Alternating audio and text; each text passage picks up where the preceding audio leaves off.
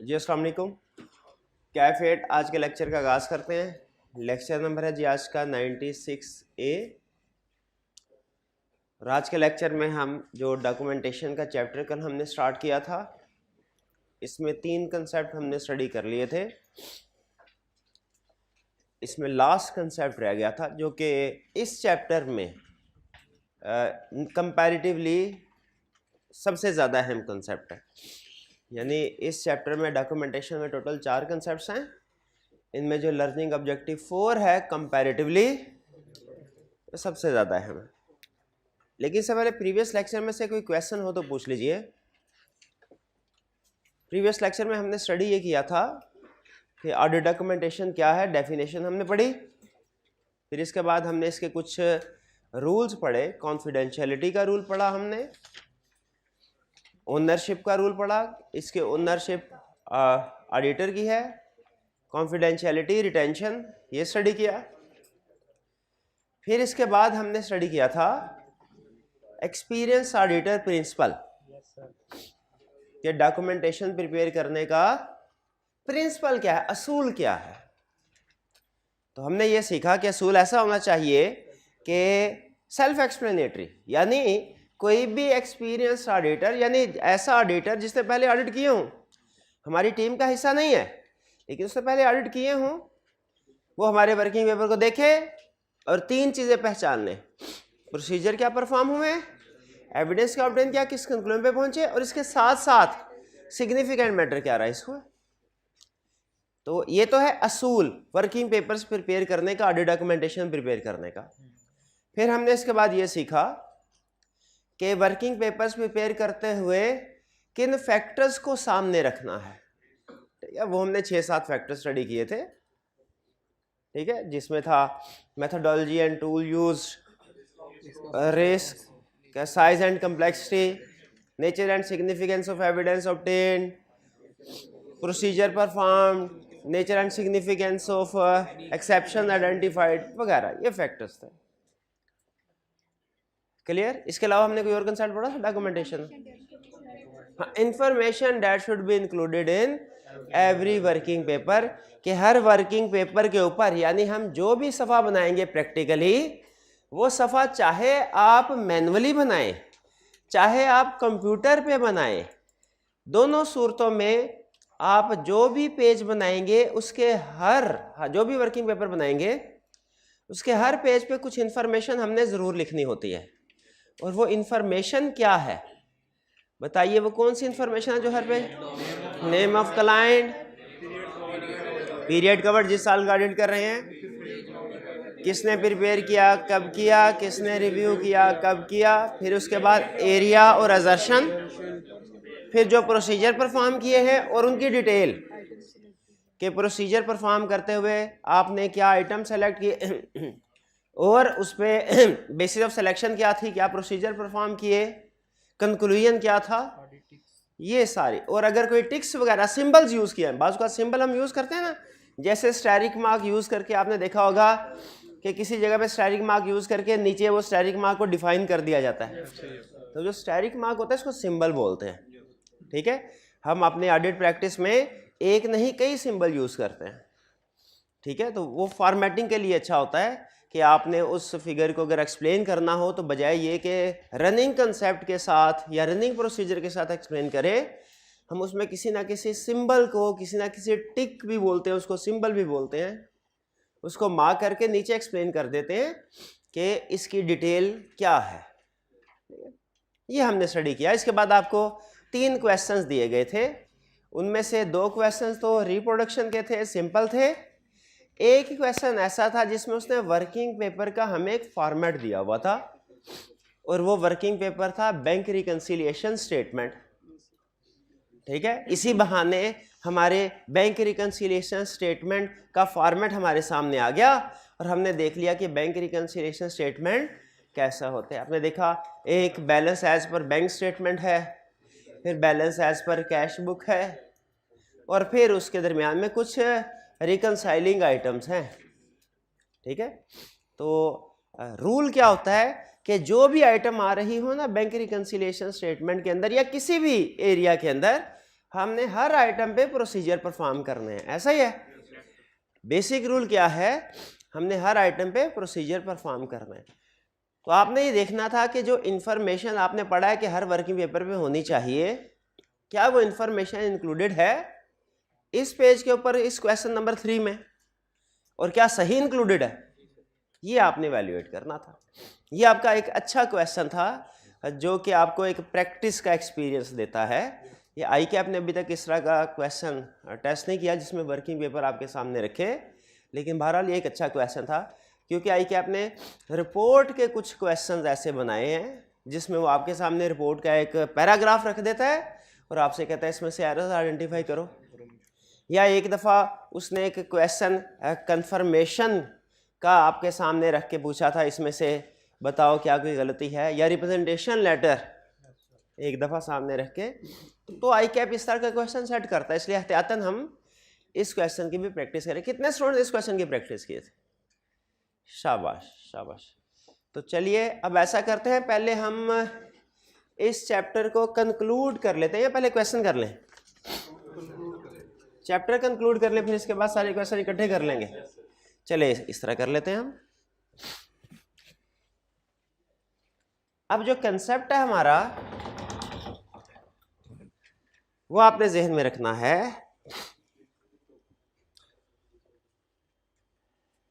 Documentation के rules हमने सीखने थे इस चैप्टर में, वो सीख लिए।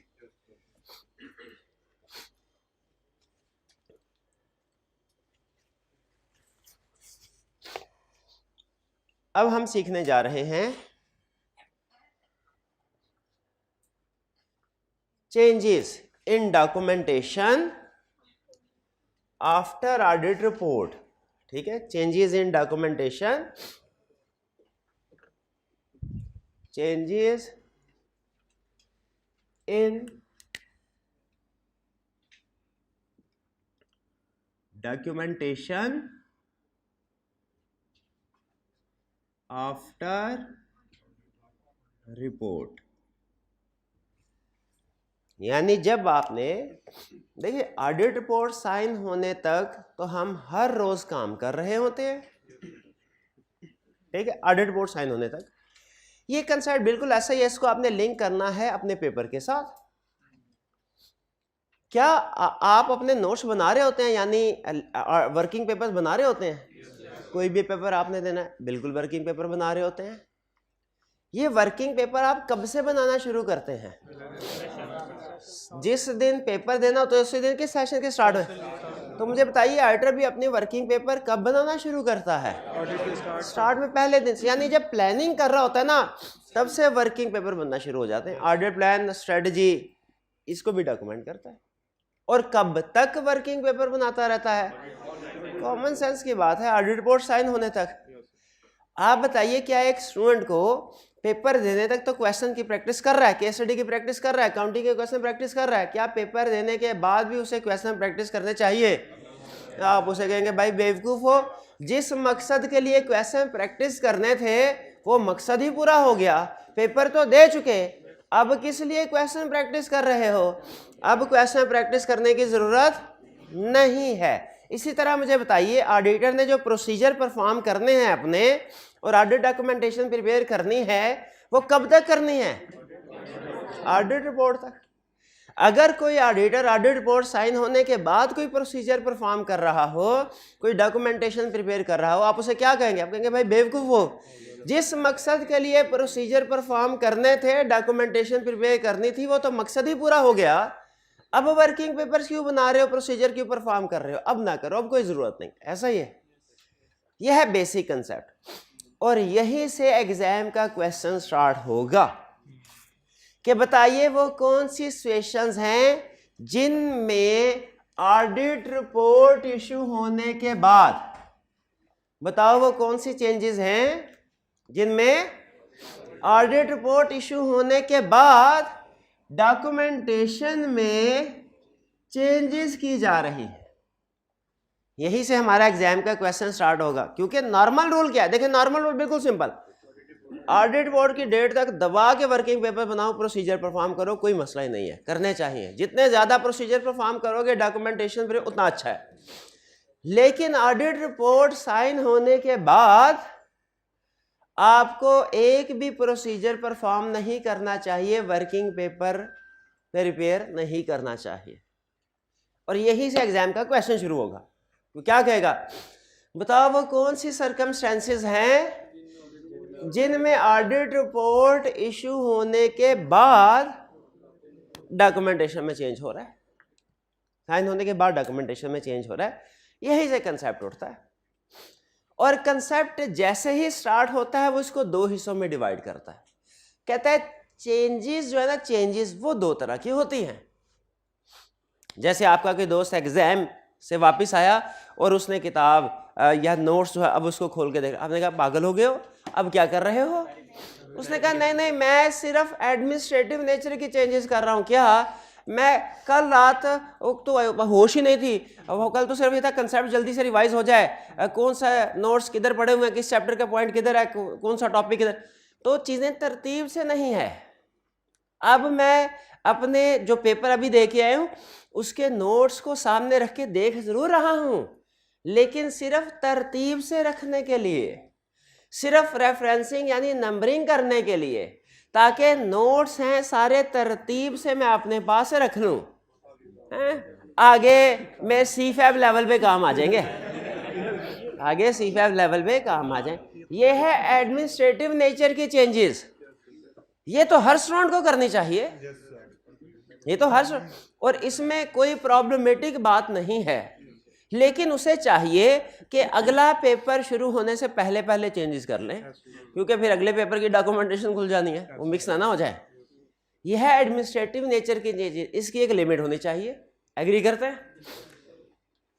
अच्छा, फिर एक और दोस्त आपका, उसने भी किताबें खोल के बैठा हुआ और अब वो उसे पेन पेंसिल कैलकुलेटर भी ले सामने। आपने कहा ये क्या?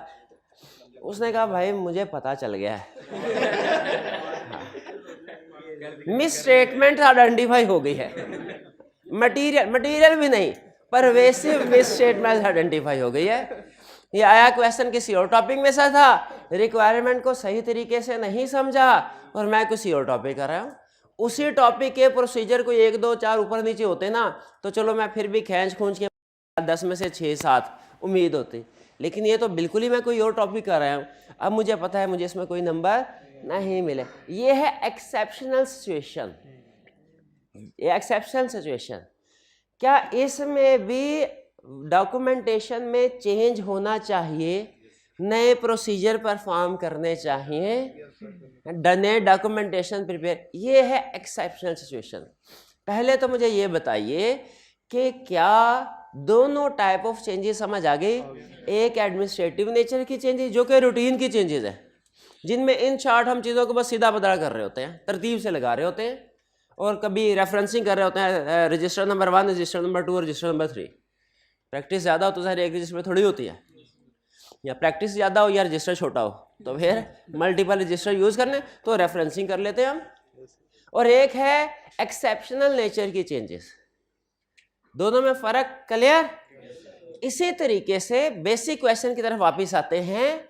क्या ऑडिट रिपोर्ट साइन होने के बाद डॉक्यूमेंट्स में चेंजेस हो सकते हैं? स्टैंडर्ड कहता है यस हो सकते हैं, लेकिन कहता है इसके कुछ असूल है, इसके कुछ असूल किस लिए? ये कंसेप्ट की ज़रूरत किस लिए पेश आई भला? बाज़ औक़ात ऐसा होता था कि ऑडिटर पहले कोई काम नहीं करता था, साइन का टिक को ऑडिट करके रिपोर्ट दे दी क्लाइंट को, 10,000 पकड़ा, रिपोर्ट साइन कर दिया।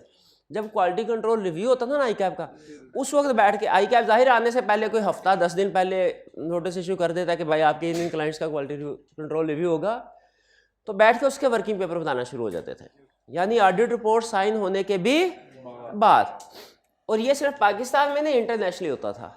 तो इसीलिए IASB ने ये कहा, उन्होंने कहा नहीं, हम कुछ रूल्स बनाएंगे। क्या रूल्स? कि जो वर्किंग पेपर्स है इनमें चेंजेस अगर आपने करने हैं तो किन सिचुएशन में इजाज़त है, किन सिचुएशन में इजाज़त है, और अगर चेंज करते हैं तो आपकी जिम्मेदारी क्या है।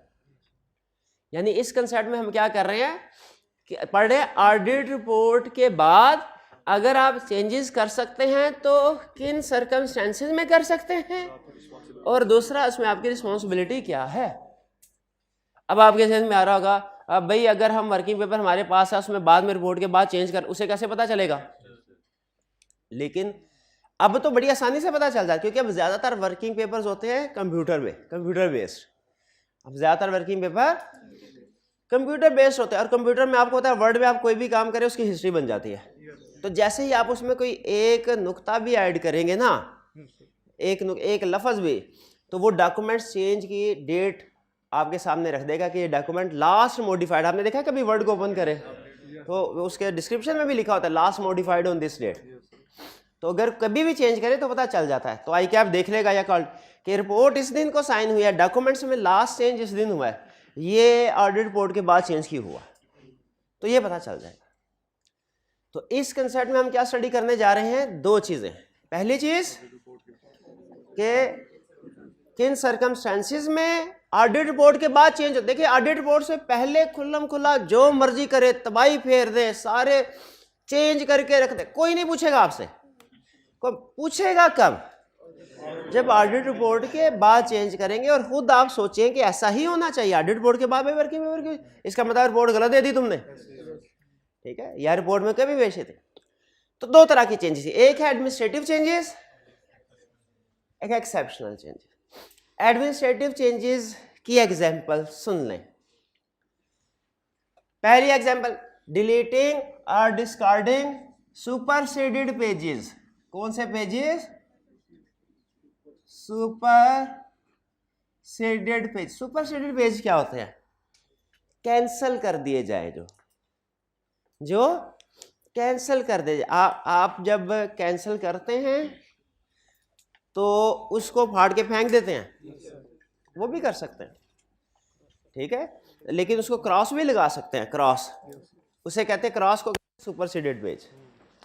अगर कोई पेज ऐसा है जो आपने कैंसल कर दिया है, उस पेज को कैंसल आपने ऑडिट रिपोर्ट से पहले कर दिया था, अब बाद में आप उसको डिलीट करना चाहते हैं, कर सकते हैं, लेकिन याद रखें किस पेज को डिलीट कर सकते हैं। एक केस स्टडी में उसने क्वेश्चन पूछ लिया, उसने कहा क्या आप ऑडिट रिपोर्ट के बाद किसी वर्किंग पेपर को डिलीट कर सकते हैं। अगला सेंटेंस सुनिए, farming which is farming part of your opinion. Which is farming part of opinion का मतलब क्या है, जिसके ऊपर आपका ओपिनियन बेस कर रहा है, वो सुपरसीडेड नहीं है, इसको नहीं कर सकते। और अगर फर्ज कीजिए कोई डुप्लीकेट पेज, कोई गलत कैलकुलेशन हो गई तो उसको क्रॉस करके आपने बाद में ठीक अगले सफे पे कर दिया, तो जो सुपरसीडेड पेज है उसको आप क्या कर सकते हैं, डिलीट या डिस्कार्ड कर सकते। डिलीट या डिस्कार्ड का एक ही मतलब होता है, फाड़ के फेंक देना। चलिए अच्छा, जरा मुझे एक चीज बताइए, इसमें कोई नया प्रोसीजर तो परफॉर्म नहीं हो रहा। ओके ओके, एग्जिस्टिंग को ही सीधा बदला कर तरतीब लगा रहे हैं, टिक कर दिया। दूसरा, sorting and cross referencing. Sorting and cross referencing क्या है, तरतीब लगाना, ठीक है। जैसे जब बाहर आप नोट्स तैयार कर रहे हो तो कोई तरतीब का होश नहीं होता कि पहले IS2 का रजिस्टर नोट्स पढ़े हैं, बाद में IS16 के पढ़े, बस जो टॉपिक वीक लगता है ना उसको उठाया, देखा, साइड पे रखा, फिर दूसरा उठा, रिवीजन पर्पस होता है। उसी तरह आखिरी दिन जो है ना पार्टनर का रिव्यू चल रहा होता है, तो उस वक्त पार्टनर जो जो कहता है मुझे ये वर्किंग पेपर दिखाओ, ये दिखाओ, ये दिखाओ, टीम फटाफट भाग भाग वो वर्किंग पेपर दिखाती है। उस वक्त फिर इतना होश नहीं होता कि पार्टनर ने पहले कहा ना वर्किंग पेपर नंबर 6 दिखाओ, उसके बाद 17 कहा है, तो पार्टनर से कहें ठहर जाए सर, पहले मैं 6 को अपनी जगह पे रख लूं, फिर उसके बाद आपको पेज नंबर 17 दिखाता हूं।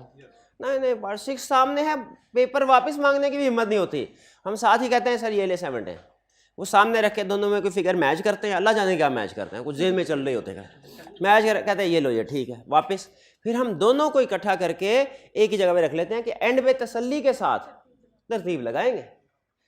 तो वो कहता है जब रिपोर्ट साइन हो जाए उसके बाद देखिए तरतीब चेंज करना भी अगर आप सोचे ना, ये भी चेंज है एक तरह से, ये भी चेंज। चेंज का मतलब क्या है, चेंज का मतलब है कोई चीज आपने ऐड की वो भी चेंज, कोई चीज डिलीट की वो भी चेंज, और कोई चीज ना ऐड की ना डिलीट की, उसमें थोड़ा सा आगे पीछे भी कर दिया ना अल्फाज को, वो भी चेंज, उसे मॉडिफाई बोलते हैं, ठीक है। हर तरह का चेंज आपको इसमें नजर आएगा।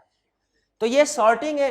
किसी सफ़े के ऊपर पेज नंबर नहीं लिखा हुआ था, पेज नंबर लिख दिया। अब देखें, सॉर्टिंग तरतीब लगाना और क्रॉस रेफरेंसिंग, पेज पे नंबर लिखना, पेज नंबरिंग लिखते हैं ना। क्या ये रूटीन एडमिनिस्ट्रेटिव नेचर का प्रोसीजर है क्या एक्सेप्शनल? एडमिनिस्ट्रेटिव चेंजेस है, इसमें कोई नया प्रोसीजर तो परफॉर्म नहीं हो रहा रिपोर्ट के बाद, ये भी आ गया। Okay, sign off completion checklist, हर सफ़े के ऊपर ना जिस बंदे ने प्रिपेयर किया और किसने रिव्यू किया, इसके साइन या इनिशियल्स आते हैं। अब प्रोसीजर पहले परफॉर्म हुआ है, हमने सिर्फ एक चेकलिस्ट बना के देखा, हर सफ़ा रिव्यू हो गया है, और अगर किसी सफ़े पे साइन नहीं थे वो साइन कर दिए, और ये देख लिया कि कोई सारे कंप्लीट हैं, दरमियान में कोई सफ़ा मिसिंग तो नहीं है। कंप्लीशन चेकलिस्ट यही होता ना, कोई रह तो नहीं गया सफ़ा गिर गया हो कोई। ये साइन ऑफ कंप्लीशन चेकलिस्ट यानी ये देखना कि सारे वर्किंग पेपर्स कंप्लीट मौजूद है, पहले नंबरिंग लगा ली, उसके बाद एक देख लिया कंप्लीट है कि नहीं। इसमें कोई नया प्रोसीजर परफॉर्म हो रहा है? कोई नया प्रोसीजर परफॉर्म नहीं हो रहा। तो ये भी कौन सी चेंज है? एडमिनिस्ट्रेटिव नेचर की चेंज। और फिर documentation of evidence already obtained, अगर एविडेंस आप ऑलरेडी ऑब्टेन कर चुके हैं उसको डॉक्यूमेंट कर रहे हैं। जैसे एग्जाम्पल, कंफर्मेशन लेटर भेजा हमने, पार्टनर ने कहा कंफर्मेशन लेटर कब भेजा, हमने कहा सर भूल गए थे, हमने तो ये पार्टी एक ही थी फॉर एग्जांपल, हमने तो ये 4 दिन पहले भेजा है, आते आते 4 दिन और लग जाएंगे। पार्टनर ने कहा रिपोर्ट तो आज साइन करना है, फिर क्या करो नहीं चलो करो साइन, एविडेंस के बगैर थोड़ी साइन करेगा, कंफर्मेशन का जवाब ही नहीं आया। पार्टनर का ऐसा करो, फोन करके उससे कंफर्म कर लो और उसे कहो कि फैक्स कॉपी हमें भेज दे, फैक्स भेज दे, या ईमेल के जरिए हमें बैलेंस कंफर्म कर दे ताकि जल्दी आ जाए। फैक्स या ईमेल के जरिए बैलेंस एक्सेप्टेबल है ना? ईमेल ऐसा है, हमने उसके प्रिंट निकलवा के फाइल में लगा दिया, एविडेंस मिल गया, एविडेंस रिपोर्ट से पहले मिल गया, रिपोर्ट साइन हो गई, उसके बाद हमने जब ओरिजिनल कंफर्मेशन आया तो उसको डॉक्यूमेंट कर दिया, उसे ऐड कर दिया। अब बताइए क्या ये चेंज इन डॉक्यूमेंटेशन तो है? चेंज इन डॉक्यूमेंटेशन तो है, लेकिन क्या इसमें कोई नया प्रोसीजर परफॉर्म हो रहा है? प्रोसीजर ऑलरेडी परफॉर्म हो चुका, एविडेंस ऑलरेडी ऑब्टेन हो चुका था, उसको सिर्फ डॉक्यूमेंट कर रहे हैं, उसको सिर्फ डॉक्यूमेंट कर रहे हैं, जो उसका डॉक्यूमेंट हमें पहले ऑडिट रिपोर्ट की डेट पे वसूल नहीं हो सका था।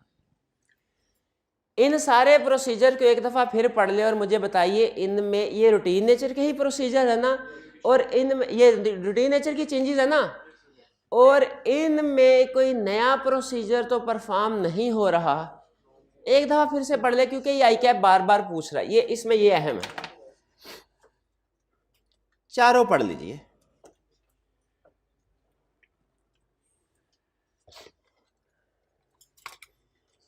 जी जी,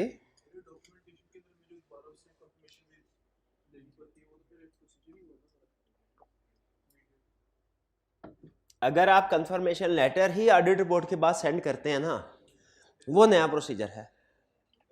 लेकिन अगर लेटर पहले सेंड कर चुके हैं और जवाब बाद में आया है, लेकिन पहले आपको एविडेंस मिल चुका था, फोन पे कंफर्म कर चुके थे या फैक्स या ईमेल के जरिए से एविडेंस ले चुके थे, तो उसको डॉक्यूमेंट बाद में किया। तो या इसकी एक और एग्जांपल सुन लें, आपने क्लाइंट के साथ सीएफओ के साथ मीटिंग की, 25 तारीख को रिपोर्ट साइन होनी है, 23 तारीख को मीटिंग की, सीएफओ ने आपने उस मीटिंग में कुछ अहम चीजें थी वो अपने जेहन में रख ली, उसको हालांकि असूल ये है कि उसको रिटर्न डॉक्यूमेंट करते हैं, नहीं कर सकते। मीटिंग हो चुकी है, पहले ऑडिट रिपोर्ट साइन हो गई, उसके बाद आपको याद है मीटिंग हुई थी, उसके मिनट्स डॉक्यूमेंट्स नहीं किए, आपने उसके डॉक्यूमेंट्स तैयार करके लगा दिए, है तो ये भी चेंज इन डॉक्यूमेंटेशन।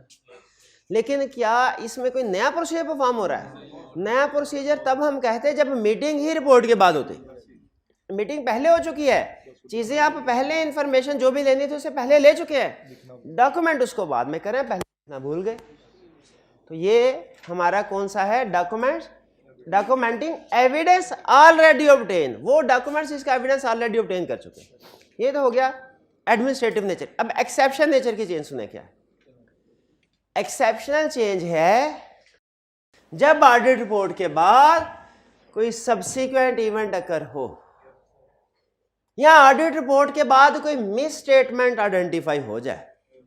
जैसे पेपर दे के यार पता चले ओ ये सबसे ज्यादा नंबर वाला सवाल ये मैं कर ही कुछ हो रहा हूं। ऑडिट रिपोर्ट के बाद मिस स्टेटमेंट आइडेंटिफाई हो जाए या ऑडिट रिपोर्ट के बाद सब्सिक्वेंट इवेंट आइडेंटिफाई हो जाए, खुद बताइए इन दोनों सिचुएशन में हमें कुछ एक्शन लेना चाहिए कि बस हम अगले साल ही करेंगे जो करें? एक्शन लेना चाहिए।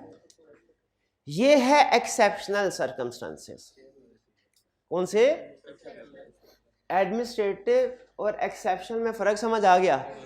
क्योंकि हो सकता है आपसे रिप्रोडक्शन के क्वेश्चन में पूछने बताए, हो सकता है आपको सिचुएशन दे, अगर सिचुएशन देता है तो आपने देखना है वो सिचुएशन एडमिनिस्ट्रेटिव वाली है एक्सेप्शन वाली है। ये ना हो कि वो एक्सेप्शनल वाली सिचुएशन आपको दे तो ये इवेंट के बाद कोई सब्सिक्वेंट इवेंट है तो फिर आप एडमिनिस्ट्रेटिव वाले की तरफ चले जाए। ऐसे नहीं करना। क्लियर? अच्छा, अब अगर एडमिनिस्ट्रेटिव नेचर की चेंज है, कौन सी चेंज कर रहे हैं? इसको कहते हैं फाइल असेंबलिंग। एडमिनिस्ट्रेटिव नेचर की चेंज को क्या कहते हैं? File assembling. स्टैंडर्ड ने हमें एक पीरियड दिया है फाइल असेंबलिंग, क्योंकि उसे पता है हर तरह के ऑडिटर ने रिपोर्ट साइन करने के बाद अपनी डॉक्यूमेंट्स को सीधा पता करके तरतीब करके स्टोर रूम में लगाना है, इसीलिए उसने हमें पीरियड, और पीरियड बड़ा रीजनेबल दिया, 60 दिन डेट ऑफ ऑडिट रिपोर्ट से। जैसे वैसे तो कंपनी की अपनी पॉलिसी पे डिपेंड करता है, वो करने को 30 दिन भी कर सकते हैं, लेकिन एक एप्रोप्रिएट टाइम पीरियड क्या है? 60 डेज। क्लियर? 60 डेज किस लिए हैं?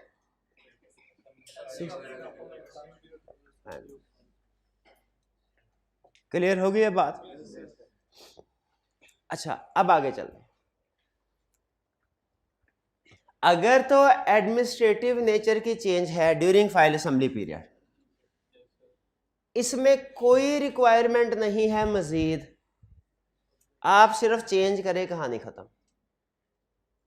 लेकिन अगर फाइल असेंबली पीरियड के बाद एडमिनिस्ट्रेटिव नेचर की चेंज आती है, फिर भी कर सकते हैं, लेकिन फिर आपने कुछ, चूंकि फाइल असेंबली पीरियड के बाद चेंज आ रहा है ना, 60 दिन के बाद एप्रोप्रिएट टाइम, तो आपने फिर उसमें कुछ चीजें डॉक्यूमेंट करनी है। क्या रीजन, क्यों चेंज किया, फिर किसने चेंज किया और कब किया, किसने रिव्यू किया और कब किया। ये बात समझ आई आपको? फिर से बताइए, अगर एडमिनिस्ट्रेटिव नेचर की चेंज हो तो स्टैंडर्ड ने उसके लिए कितना टाइम दिया है करने के लिए? ये फर्म की अपनी पॉलिसी पे डिपेंड करता है। एप्रोप्रिएट टाइम 60 डेज है। पूरा आंसर दें। 60 डेज है। अगर विद इन 60 डेज चेंज करनी हो तो नो फर्दर प्रोसीजर। और अगर आफ्टर फाइल असेंबली पीरियड, यानी आफ्टर जो भी टाइम आपने रखा है 60 डेज फॉर एग्जांपल, उसके बाद एडमिनिस्ट्रेटिव नेचर की चेंज करनी हो, कर सकते हैं। कैसे? रीजन लिखनी पड़ेगी, क्यों डॉक्यूमेंट्स को चेंज किया, किसने चेंज किया, कब किया, किसने रिव्यू किया, कब किया।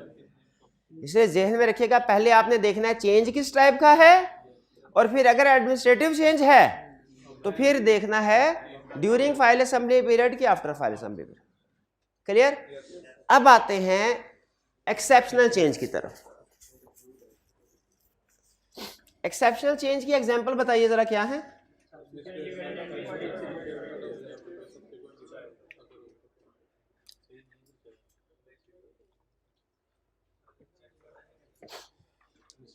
थोड़ा सा फ्लू हो रहा है मुझे, इसलिए क्लास में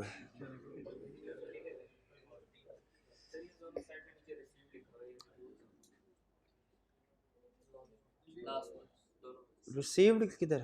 हाँ, रिव्यूड है, ये रिव्यूड है। ठीक, सही सही कह रहे, रिव्यूड है। हमारे भाई जो मेंटर रिव्यू करते हैं ना, वो आपके वो चाय की पर्चियाँ बनाने में मसरूफ है, इसीलिए आज थोड़ी सी चले। अच्छा, एक्सेप्शनल मिस्टेक, अगर एक्सेप्शनल नेचर की चेंज हुई, जैसे सब्सिक्वेंट इवेंट या मिस स्टेटमेंट, तो क्या करना? अच्छा, इसमें फाइल असेंबली पीरियड का जिक्र नहीं है। इसने कि ऑडिट रिपोर्ट के बाद जब भी एक्सेप्शनल नेचर की चेंज आए, आपने क्या करना है, यानी क्वेश्चन कैसे सेट करेगा?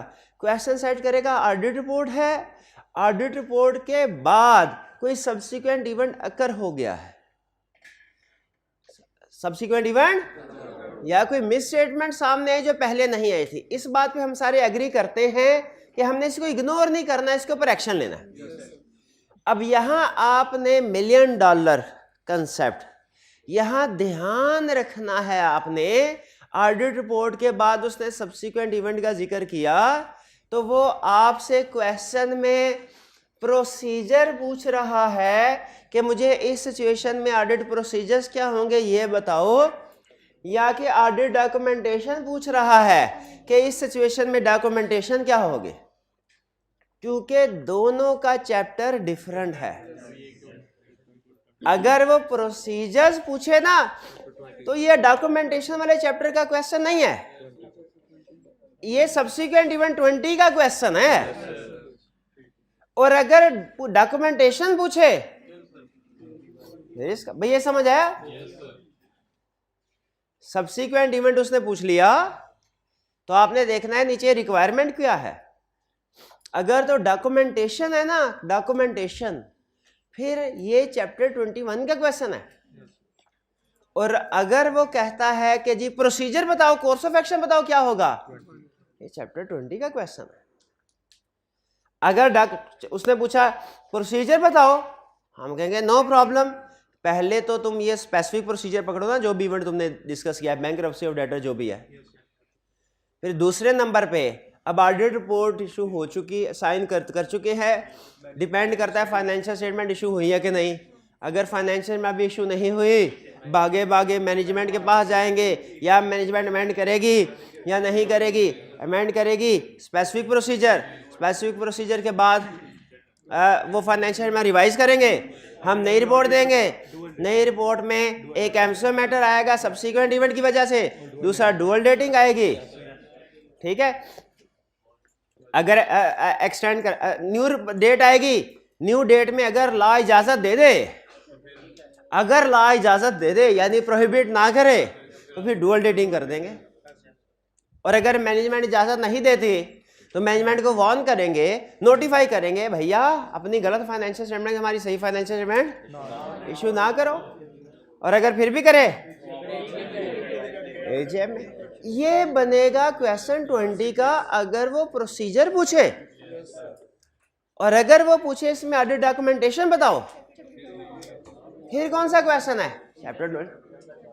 तो इस सिचुएशन में डॉक्यूमेंटेशन में क्या लिखना है, आप अब खुद कंपेयर कीजिए इस वाले प्रोसीजर को इस वाले प्रोसीजर के डॉक्यूमेंटेशन के साथ, और मुझे बताइए फर्क किस चीज का है और क्यों है। रीजन डॉक्यूमेंट करनी है एक्सेप्शनल के केस में, एडमिनिस्ट्रेटिव के केस में भी किए थे। किसने चेंज किया, कब किया, ये एडमिनिस्ट्रेटिव। किसने रिव्यू किया, कब किया, एडमिनिस्ट्रेटिव में भी था। तो यहां पे नई चीज क्या है, यहां पे नई चीज है क्योंकि यहां पे प्रोसीजर परफॉर्म हो रहे, इसमें कहीं पे भी प्रोसीजर परफॉर्म का जिक्र नहीं था क्योंकि ये एडमिनिस्ट्रेटिव नेचर की चेंज है, और यहां पे प्रोसीजर परफॉर्म का जिक्र है। क्लियर हुई है बात? प्रोसीजर जो परफॉर्म किए हैं वो बताएंगे, और ये वही है प्रोसीजर 20 वाले, उनको लिखना भी तो है, और 10 वाले। एविडेंस क्या ऑब्टेन किया, किस कंक्लूजन पर पहुंचे, एंड इंपैक्ट ऑन रिपोर्ट। बाज़ औक़ात इस की वजह से रिपोर्ट चेंज होती है, बाज़ औक़ात नहीं होती, बाज़ औक़ात नहीं होती। हो सकता है ऑलरेडी क्वालिफाइड हो, ये मजीद कोई क्वालिफाइड वाला इवेंट आ गया और परवेसिव नहीं बन रहे। तो अगर रिपोर्ट चेंज हो रही है या नहीं हो रही, दोनों सूरतों में इम्पैक्ट ऑन रिपोर्ट क्या है हम वो बता देंगे। हो सकता है पहले अनमोडिफाइड रिपोर्ट थी, अब मॉडिफाइड है। हो सकता है पहले भी अनमोडिफाइड थी, अब भी। क्यों? क्योंकि क्लाइंट ने सारा कुछ ठीक ठाक कर दिया, क्लाइंट ने सारा कुछ ठीक कर दिया। तो जो भी इम्पैक्ट ऑन रिपोर्ट है हमारा, क्लियर जी? ये है हमारा कंसेप्ट, और ये इस चैप्टर में आई कैप का मोस्ट फेवरेट है। ठीक है, कभी तो वो आपसे पूछ लेता है कि मुझे एडमिनिस्ट्रेटिव की चेंजेस बताओ क्या है, एग्जांपल्स बताओ। कभी पूछ लेगा कि मुझे फाइल असेंबली पीरियड बताओ क्या है, कितना है। आप सिर्फ दरिया को कुएं में बंद कर देते हैं 60 डेज लिख के, नहीं करते हैं। कहते हैं पहले ओन पॉलिसी लिखना है, फिर 60 डेज भी नहीं लिखना, फिर 60 डेज फ्रॉम ऑडिट रिपोर्ट लिखना है। शाबाश, क्लियर हुई है बात। और कभी एक्सेप्शनल नेचर के पूछ लेता है कि अगर एक्सेप्शनल नेचर का इवेंट अगर हुआ तो बताइए डॉक्यूमेंटेशन में क्या चेंज आएगा, डॉक्यूमेंटेशन में। क्लियर हुआ ये? अब आपके पास 3 मिनट हैं, आपने तसल्ली के साथ इस कंसेप्ट को रीड कर लीजिए, ठीक है? फिर इसके क्वेश्चन की तरफ चलते हैं हम। पॉज कीजिएगा जी। रीडिंग आपने कर ली होगी, इसमें कोई क्वेश्चन पूछना चाहते हो तो पूछ लीजिए। जी मेरे भाई।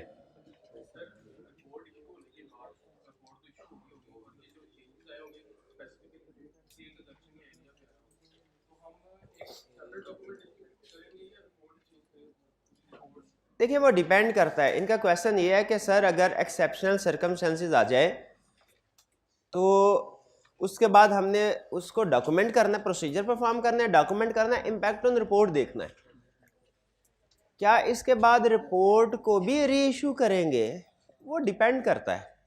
अगर तो उसमें कोई ऐसा प्रॉब्लम है कि उसको रिवाइज करने की ज़रूरत है तो फिर रिपोर्ट को चेंज कर सकते हैं, वरना हो सकता है चेंज करने की ज़रूरत ना भी पड़े, वो डिपेंड करता है।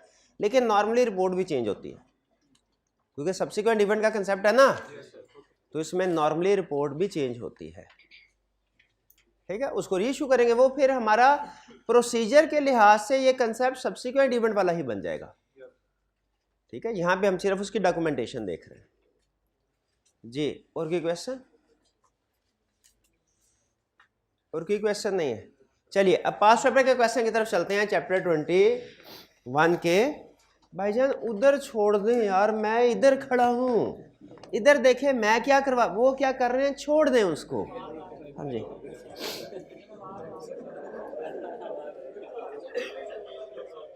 Question 1, ISA 230 audit documentation establishes standards and provides guidance regarding documentation in context of audit of financial statement। इससे हमें पता चल गया जो डॉक्यूमेंटेशन से रिलेटेड स्टैंडर्ड है ना ऑडिटिंग का, उसका नंबर है 230। लेकिन आप देखें कि अगर हमें 230 का कुछ भी नंबर नहीं भी पता, फर्क नहीं पड़ता एग्जाम में, क्योंकि रिक्वायरमेंट क्लियरली वो बता रहा है। Required list the purpose of audit working paper. Audit working paper audit documentation ही होते हैं। कह रहे इसका पर्पस बता दो क्या है। तो क्या है पर्पस? एडिशनल पर्पस, एक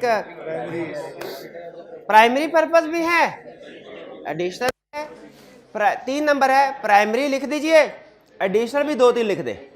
अगर 2 नंबर होते तो मैं सिर्फ प्राइमरी ही लिख देता, लेकिन 3 नंबर है तो to be on safe side मैं कुछ एडिशनल भी लिख दूंगा। इसमें कोई प्रॉब्लम? कोई प्रॉब्लम नहीं, वेरी इजी। रिप्रोडक्शन वाला क्वेश्चन। फिर question 2, the preparation of working paper is an integral part of auditor responsibility.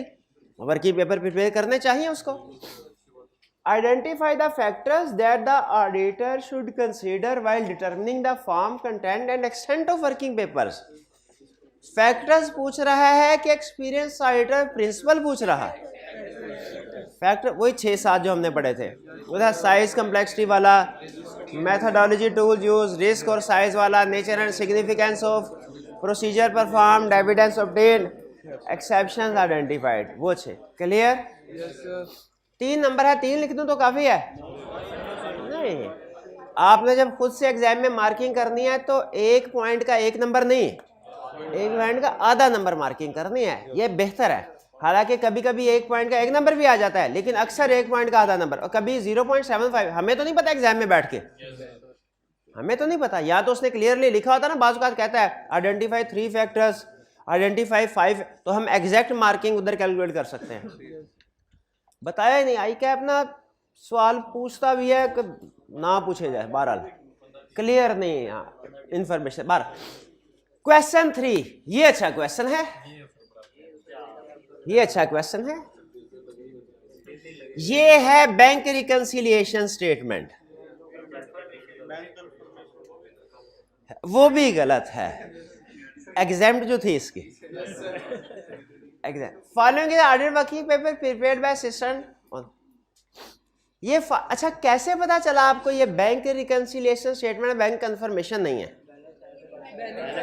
Format बता, बैंक कंफर्मेशन का फॉर्मेट तो ये होता ही नहीं, हमने तो पढ़ा है, हमने पढ़ा है कि नहीं? बैंक कंफर्मेशन फॉर्मेट ऐसा होता ही नहीं। तो पहली गलती क्या हुई? बैंक कंफर्मेशन लिखा है ये, हालांकि बैंक रिकंसिलिएशन स्टेटमेंट है। दूसरी गलती, फर्म का नाम नहीं लिखा। तीसरी गलती, प्रिपेयर्ड बाय रिव्यूड बाय, निश्चय नहीं कि खाली जगह छोड़ दिया, और डेट भी नहीं लिखी, डेट तो बिल्कुल ही खा गया। देख रहे हैं? अगर देखे इस क्वेश्चन को करने के बाद आपने इस काबिल होना है कि आपके सामने कोई वर्किंग पेपर आ जाए ना तो उसको देख के परेशान ना हो जाए, भाई ये तो हमने ऐसा कभी सवाल जिंदगी में किया ही नहीं। बल्कि इसका मकसद क्या है, इसके बाद जब कभी आपके सामने कोई वर्किंग पेपर आ, ये तो क्लास में प्रैक्टिस किया है, ये तो कंफर्मेशन आ गया, वो फॉर्मेट भी हमने पढ़ा है। कंफर्मेशन में उसने कहा गलतियां निकालो, अगर उसने किसी रिप्रेजेंटेशन लेटर में कहा गलतियां निकालो, वो भी हमने पढ़ा। हमें पता है साइन किसके होते हैं, हमें पता है पीरियड कवर्ड क्या होता है, हमें पता है अगर रिप्रेजेंटेशन में उसने कोई 2-3 रिप्रेजेंटेशन मिट कर दी तो फिर हमने उसको बताना है कि ये भी रिप्रेजेंटेशन में शामिल होना चाहिए, इन मैटर्स में भी रिप्रेजेंटेशन अप्रोप्रिएट है। अगर हमें ऑडिट रिपोर्ट का कोई एक पैराग्राफ दे दे, जैसे एमसीसो मैटर, गलती याद, क्लियर? तो ये मकसद होता है आपको ये फॉर्मेट सामने रख के आपसे कहने का कि इसमें से गलतियां निकालो, ठीक है? ज़हनी तौर पे तैयार रहिएगा। एक क्वेश्चन पूरे पेपर में ऐसा हो सकता है जिसमें वो आपको किसी ना किसी वर्किंग पेपर का जो ऑडिटर प्रिपेयर करता है वो आपके सामने रखे और कहे इसमें से गलतियां निकालो। अच्छा, पहली दफा में कभी भी आप सारी गलतियां नहीं आइडेंटिफाई कर सकेंगे, 2 दफा पढ़ना। पहली दफा तो आपको पता चलता है है क्या, इंफॉर्मेशन क्या है। दूसरी दफा पढ़ते हैं फिर एरर्स आइडेंटिफाई होना शुरू होते हैं। फिर इसके बाद आगे balance as per bank statement दिया है, ठीक है, बैलेंस एज पर बुक्स दिया है, ठीक है। ये इसके साथ दिल क्यों बनाया हुआ इसने? अच्छा, ये टिक है, इसको बोलते हैं टिक या symbol. Agree to general ledger, यानी अब अच्छा मुझे पहले ये बताएं, ये एग्री टू टिक का मकसद आपको बता रहा हूँ, टिक लगाते क्यों है। ये एग्री टू जनरल लेजर इसके साथ ब्रैकेट में भी तो लिख सकता था यहाँ पे, लेकिन वो फॉर्मेट डिस्टर्ब हो जाता, उससे सही नहीं लगता। वो सिर्फ फॉर्मेटिंग की ब्यूटी के लिए ये टिक यूज किए जाते हैं, वरना तो उनके प्रेजेंटेशन के लिए, वरना उनके साथ भी लिख सकते थे। लेकिन इसमें प्रॉब्लम यह है कि बैलेंस एज पर बैंक को क्या पढ़ा था बीआरएस के प्रोसीजर में, बैलेंस एज पर बुक्स को जर्नल लेजर के साथ मैच कर लो।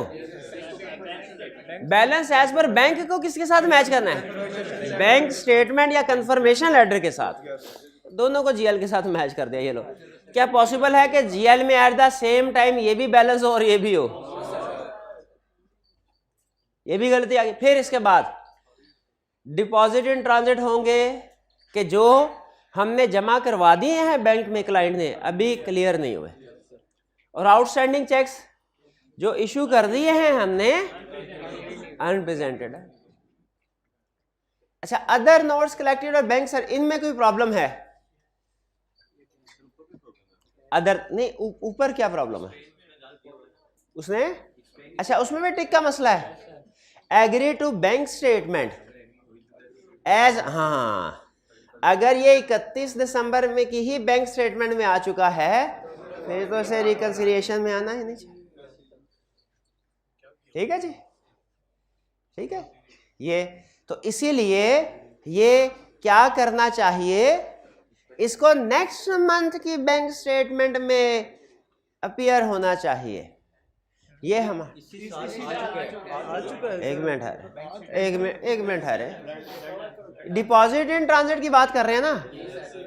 डिपॉजिट इन ट्रांजिट क्या है, जो हमने इशू कर बैंक में जमा करवा दिया, जो हमारी कैश बुक में रिकॉर्ड हो गया, अभी बैंक में नहीं आया, तो बैंक में कब आएगा? एग्रीड, हाँ तो आ चुका है तो इसको फिर यहां से निकाल लेना चाहिए। ये समझ गया आपका दुख, समझ गया कि एग्री टू बैंक स्टेट, अगर ये बैंक स्टेटमेंट में आ चुका है तो भाई ये फर्क रहा ही नहीं। ठीक है, हाँ बिल्कुल ठीक। अच्छा अब other note collected by bank और बैंक सर्विस चार्जेस, ये कैश बुक में एडजस्ट होने चाहिए। ये ट्रांजैक्शन वो है जो बैंक में आ चुके हैं, तो ये कैश बुक में भी रिकॉर्ड हो जानी चाहिए। कैश बुक में भी याद रखिएगा, बीआरएस में कभी भी इन दो के अलावा और कोई आइटम नहीं आनी चाहिए, ये असूल होता है। इन दो के अलावा जो भी आइटम है वो कोई एरर या मिशन है कैश बुक में, उधर एडजस्ट होना चाहिए।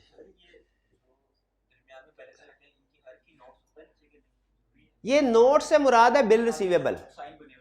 अच्छा हर किसी के साथ साइन हो जरूरी नहीं है, जहां पे आपने प्रोसीजर परफॉर्म किया है वहां पे आप साइन दे के लिखते हैं नीचे क्या प्रोसीजर परफॉर्म किया है। क्लियर? तो ये हमने 5-6 मिस्टेक्स अगर आइडेंटिफाई कर लिया ये काफी है।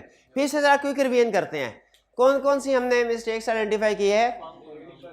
फर्म का नाम नहीं है, प्रीपेड बाय रिव्यूड बाय का नाम नहीं है, डेट नहीं है, टाइटल एरिया का गलत है प्रोसीजर, फिर इसके बाद बैलेंस पर बैंक, टिक में कुछ टिक्स की एक्सप्लेनेशन ठीक नहीं है। ठीक है, और पेज नंबर भी नहीं है, हाँ शाबाश, ये रेफरेंसिंग भी नहीं है, टोटल भी गलत है। अच्छा टोटल की तरफ मेरा ध्यान नहीं गया, ये अच्छा है यार, ये अच्छा है यार, चले कोई बात नहीं, टोटल भी मैच होना चाहिए एडलेस करके, बिल्कुल ठीक है। यहाँ तक क्लियर? अब चलते हैं हम अगले क्वेश्चन की तरफ। नेक्स्ट क्वेश्चन है हमारा, नहीं पहले इसको निपटा, अभी जो पढ़ा ये तो कर लें, लगे हाथों ये आज ही करते जाएं कि नहीं, ये कल करेंगे? ओके चैप्टर 12 कर लें फिर।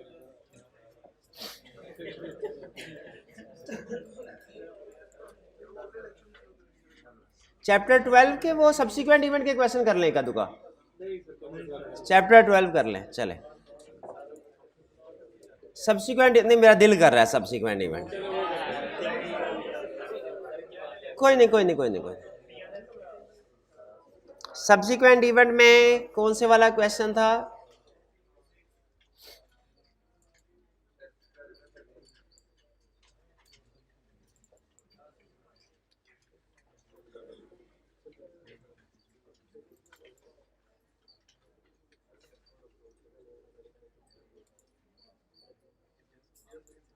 देखिए मल्टीपल टॉपिक प्रैक्टिस होने से आपकी रिवीजन भी अच्छी हो रही है। एक ही सीटिंग में मैंने आपको बताया था मल्टीपल टॉपिक्स की प्रैक्टिस आपको आदत डालनी चाहिए, तो इस क्लास से एक फ़ायदा ये भी हो रहा है कि एक सीटिंग में आप मल्टीपल टॉपिक्स को भी हैंडल कर रहे हैं। ठीक है, अब है सब्सिक्वेंट, इसमें कौन सा क्वेश्चन था असाइनमेंट में? भाईजान अब बताना ही नहीं है आपने, कहीं करवा ना दे सर, मैं भी नोट करके लाया हूँ।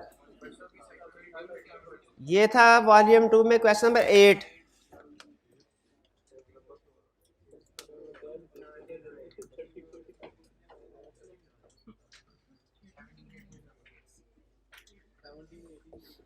सेवनटीन 18 भी था, 8 भी था।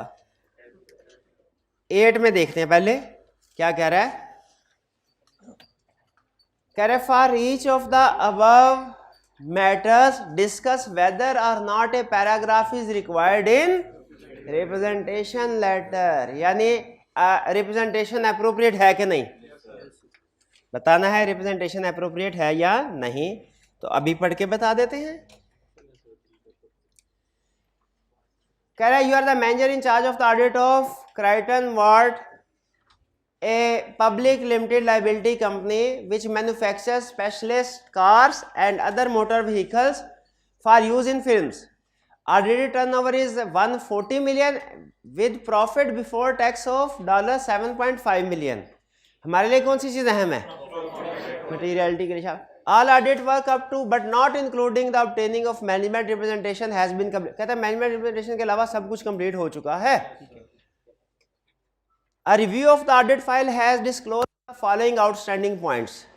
ये कुछ आउटस्टैंडिंग पॉइंट सामने है। Lions Road, the company is facing a potential legal claim from Lions Road Company in respect of a defective vehicles that was supplied for one of their films। Defective vehicles are Lions Road maintains that the vehicle was not built strongly enough, while the directors of Crichton Ward argued that the specification was not sufficiently detailed। ठीक है, dropping a vehicle, अभी आगे अपना argument बता रहा है। ठीक है, कि उन्होंने कहा व्हीकल जो है वो सही तरीके से बिल्ड नहीं हुआ था, और डायरेक्टर्स ये कह रहे हैं कि स्पेसिफिकेशन के मुताबिक भी ये जो है जो दूसरी कंपनी है कार बनाने वाली, वो ये कह रही है कि स्पेसिफिकेशन डिटेल नहीं थी। Dropping a vehicle 50 meters into a river and expecting it to continue to remain in working condition would be unusual.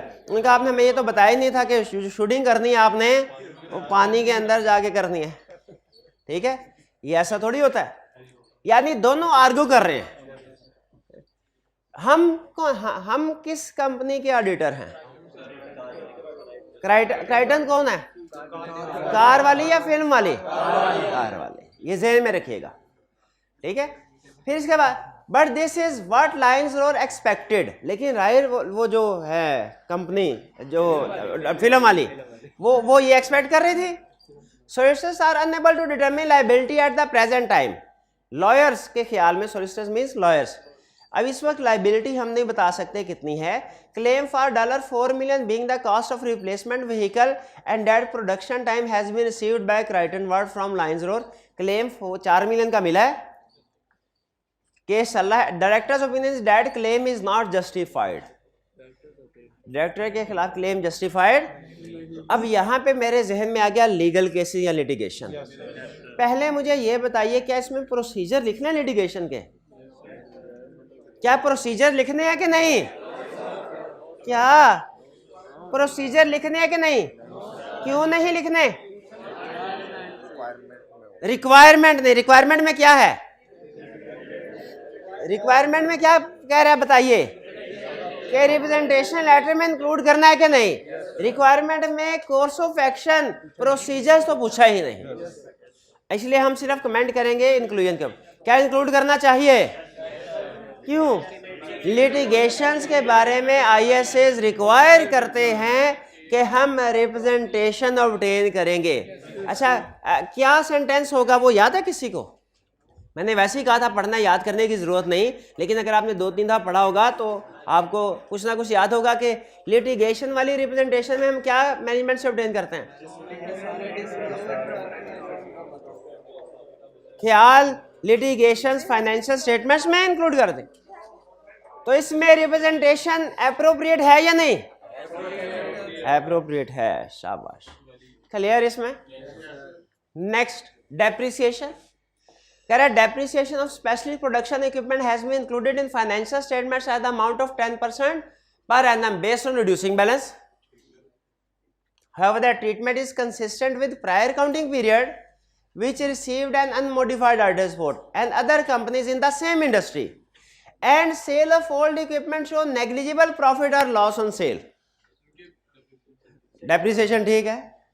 अच्छा, डेप्रिसिएशन से मुझे याद है डेप्रिसिएशन पे स्पेसिफिकली रिप्रेजेंटेशन रिक्वायर्ड नहीं है, लेकिन एक लाइन है कि सिग्निफिकेंट अजम्पशन और एस्टिमेट्स पे रिप्रेजेंटेशन ऑब्टेन करो। इसी वजह से हम रीवैल्यूएशन के ऊपर रिप्रेजेंटेशन ऑब्टेन करते हैं क्योंकि वो सिग्निफिकेंट होते हैं, ठीक है। जिसमें डेप्रिसिएशन पे भी रिप्रेजेंटेशन ऑब्टेन कर सकते हैं प्रोवाइडेड वो सिग्निफिकेंट हो। The audit system is new to the client feels that depreciation is being undercharged in the financial statements। अब बताइए क्या ये सिग्निफिकेंट है? क्या किस इंफॉर्मेशन से लग रहा है कि डेप्रिसिएशन सिग्निफिकेंट? इंडस्ट्री के साथ भी मैच कर रहा है। डिस्पोजल के ऊपर कोई सिग्निफिकेंट प्रॉफिट या लॉस नहीं है जो कि इंडिकेट करता है डेप्रिसिएशन का। तो इसका मतलब क्या हुआ? मोस्ट प्रोबेबली ये सिग्निफिकेंट नहीं है। लेकिन रीजन सुनना क्यों नहीं है? ये तुक्का नहीं लगाया, क्योंकि वो कह रहा है कि नॉर्मल है डेप्रिसिएशन, पिछले सालों के साथ इंडस्ट्री के साथ भी कंसिस्टेंट, डिस्पोजल पे भी कोई प्रॉब्लम सामने नहीं आ रही। तो प्रोबेबली इस पे प्रोबेबली, फिर भी हम प्रोबेबली का वर्ड यूज कर लेते हैं, इसको रिप्रेजेंटेशन लेटर में इंक्लूड नहीं करेंगे। लिटिगेशन को करेंगे, इसको नहीं करेंगे। क्लियर जी? फिर इसके बाद हम आगे चलते हैं। नेक्स्ट कंसेप्ट है हमारा नहीं, एक मिनट है रे भाई, क्वेश्चन है 17। केस स्टडी की प्रैक्टिस नहीं छोड़नी। ऑडिट एक दो दिन आगे चला तो क्या बात है, कोई बात नहीं, कोई बात नहीं, क्योंकि ये प्रैक्टिस आखिरी महीने में हमारे काम आएगी। ठीक है, ये आपको एहसास होगा आखिरी महीने में जब खुद बैठेंगे। 70 required in each of the above situation evaluate the need for amendment in financial statements and suggest the audit procedures if any which the auditor would need to perform, जो ऑडिटर ने परफॉर्म करने हैं। यानी हमने ये बताना है financial statements को अमेंड करने की जरूरत है कि नहीं, और ऑडिट प्रोसीजर भी बताने हैं। Keras Spruce Limited issued its financial statements on 15 September 2020 for the year ended 30 जून 2020। ये 15 सितंबर अंडरलाइन कर लें और फाइनेंशियल स्टेटमेंट इशूड को अंडरलाइन कर लें। इसका मतलब फाइनेंशियल स्टेटमेंट इशूड हो चुकी है, घर की बात घर से बाहर जा चुकी है। On 22 September 2022, your audit team came to know that a major debtor has filed bankruptcy due to destruction of its production facility in a terrorist attack on 20 अगस्त 2020। यानी 20 अगस्त को उसने बैंकरप्सी के लिए फाइल कर दिया था। डेटर ने नहीं, ये तो सब्सिक्वेंट इवेंट है ही नहीं, ये फाइनेंशियल स्टेटमेंट इश्यू होने के बाद अगर हुआ है। अच्छा सॉरी, हाँ, अगर 20 अगस्त को ही हो गया है, आइडेंटिफाई 22 सितंबर को हुआ है, क्या ये सब्सिक्वेंट इवेंट है? ये बिल्कुल है। अच्छा, प्रोसीजर ये एडजस्टिंग है नॉन एडजस्टिंग, लेकिन क्या बैंकरप्सी के प्रोसीजर लिखने हैं? क्या नॉन एडजस्टिंग इवेंट के भी प्रोसीजर होते हैं? यस, नॉन एडजस्टिंग के भी प्रोसीजर होते हैं। नॉन एडजस्टिंग के भी प्रोसीजर, क्या नॉन एडजस्टिंग के प्रोसीजर होते हैं? यस, नॉन एडजस्टिंग के भी। तो बैंकरप्सी के प्रोसीजर लिखेंगे भाई, किस वजह से? एडजस्टमेंट तो करनी नहीं है, डिस्क्लोजर तो करना है ना। डिस्क्लोजर में भी तो अमाउंट्स आती हैं। अच्छा, ये कर दिया बस, कि अगली कहानी बताएंगे, अगली का इफ मैनेजमेंट। अच्छा, यहाँ पे कौन सी वाला पॉइंट डिस्कस कर? If management amends financial, if management does not amend. Question में नहीं बताया, दोनों डिस्कस करेंगे। आपको पता है क्वेश्चन में जब कोई चीज नहीं बताता हमारा असूल क्या है? दोनों डिस्कस कर दो भाई। 71 क्लियर? आगे चलते हैं। During the audit of Lars Limited LL for the year ended 30 June 2020, the audit team noticed that management of LL had worked out the NRV on the basis of sale price at year end. Since NRV was greater than cost, LL recorded the inventory in the draft financial statement at cost। यही करना चाहिए था। However, after reporting period, LL is facing financial difficulties in selling the inventory at current price level and therefore considering to revise its price. अब question में हमें उसने नहीं बताया कि इन्वेंट्री की जो प्राइस कम हुई है वो किस वजह, तो इसका मतलब है वो वजह पहले ही थी, वो ईयर एंड के बाद नहीं आए। तो क्या ये इंडिकेशन है कि इन्वेंट्री की एनआरवी ईयर एंड पे ही डाउन थे? हाँ बिल्कुल। अच्छा ये एडजस्टिंग इवेंट के non adjusting event? Adjusting event, ठीक है। अब एनआरवी के प्रोसीजर बता देंगे, वो हमने कई दफा डिस्कस किया, चलिए। फिर इसके बाद ऑडिट प्रोसेस, बट ठीक है। अच्छा इसमें क्या हमें ये बात लिखने की जरूरत है इफ मैनेजमेंट एग्रीज और if management does not agree? क्योंकि ये ऑडिट रिपोर्ट के बाद वाला इवेंट ही नहीं है, ये सेकंड वाले केस में ऑडिट रिपोर्ट से पहले ही ये प्रॉब्लम सामने आ गई है। इसलिए इफ मैनेजमेंट अमेंड्स या if management does not amend लिखने की जरूरत ही नहीं है, ठीक है ना। क्यों नहीं जरूरत? वो ऑडिट रिपोर्ट के बाद होती है जरूरत, ये तो ऑडिट रिपोर्ट से पहले वाला केस है। तो आप जब इसका सोल्यूशन देखेंगे तो आप परेशान हो जाएंगे, कहेंगे सर ने फर्स्ट वाले केस में तो वो लिखा हुआ है इफ मैनेजमेंट अमेंड्स और नॉट अमेंड्स, सेकंड वाले केस में लिखा ही नहीं है। तो भाई वो बाद वाला है ही नहीं केस, वो केस ही नहीं है सेकंड, वो टाइम ही नहीं है जिसमें इफ मैनेजमेंट अमेंड्स और ये तो एक्टिव रिव्यू वाला केस है, वो तो पैसिव रिव्यू वाले में आता है इफ मैनेजमेंट अमेंड्स और नॉट अमेंड्स। कुछ समझ आया? चलिए वेरी इजी। चलिए अब मेरा हाल है ये एक रिप्रेजेंटेशन का हो गया, एक सब्सिक्वेंट है, तो तो कुछ ना कुछ तसल्ली होगी केस स्टडी की। हाँ आज का कुछ ठीक। तो अब थोड़ी सी 3 मिनट की ब्रेक कर, उसके बाद इस लेक्चर का पार्ट बी शुरू करेंगे। जी पॉज कीजिएगा और इसको लैदा लेक्चर बना लीजिए।